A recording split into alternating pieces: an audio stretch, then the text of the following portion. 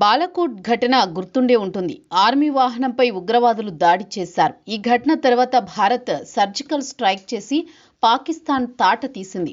ఈ సమయంలో మన మిగ్ విమానం ఒకటి పాకిస్తాన్లో కూలిపోయింది. ఈ సమయంలో మన పైలట్ అభినందన్ వర్ధమాన్ను పాకిస్తాన్ పట్టుకుంది. దీంతో వెంటనే రంగంలోకి దిగిన భారత్ 3 రోజుల్లో తీసుకువచ్చింది. ఇక పహల్గామ్ ఉగ్రదాడి తర్వాత భారత్ ఆపరేషన్ సింధూర్ చేపట్టింది. ఈసారి కూడా పాకిస్తాన్ను తుక్కు చేసింది. ఇదే సమయంలో పాకిస్తాన్ డ్రోన్లు, మిసైల్ దాడి చేసింది. వాటిని మన సైన్యం సమర్థవంతంగా తిప్పికొట్టింది. ఈ సమయంలోనూ పాకిస్తాన్కు చెందిన యుద్ధ విమానాలను భారత్ కూల్చింది. 3 పాక్ పైలట్లను పట్టుకుంది. ఆపరేషన్ సింధూర్ ముగిసి 6 నెలలైన పైలట్ల గురించి పాకిస్తాన్ స్పందించలేదు. పహల్గామ్ ప్రాంతంలో జరిగిన ఉగ్రదాడి తర్వాత భారత సైన్యం ఆపరేషన్ సింధూర్ ప్రారంభించింది. ఇదే విన్యాసం పాకిస్తాన్కు కఠిన హెచ్చరిక అయింది.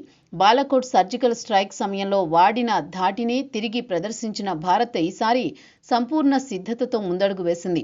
ఈ ఆపరేషన్లో పాకిస్తాన్ వైపు నుంచి ఒక్క మిస్సైల్, ఒక డ్రోన్ కూడా భారత ప్రాంతంలోకి ప్రవేశించలేకపోయి వెనుదిరిగాయి. కారణం భారత ఎయిర్ డిఫెన్స్ వ్యవస్థ అత్యాధునిక సాంకేతికతతో సమన్వయంగా పనిచేయడం.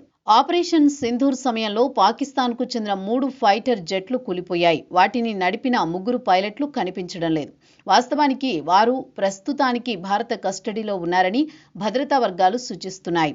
తాలూకా విచారణ కొనసాగుతున్నప్పటికీ పాకిస్తాన్ మాత్రం అధికారికంగా ఈ విషయంపై పూర్తి మౌనాన్ని పాటిస్తోంది. తన పైలట్లు అదృశ్యమయ్యారని అంగీకరిస్తే భారత్ దాడి నిజమని పాకిస్తాన్ అధికారికంగా ఒప్పుకోవాల్సి వస్తుంది.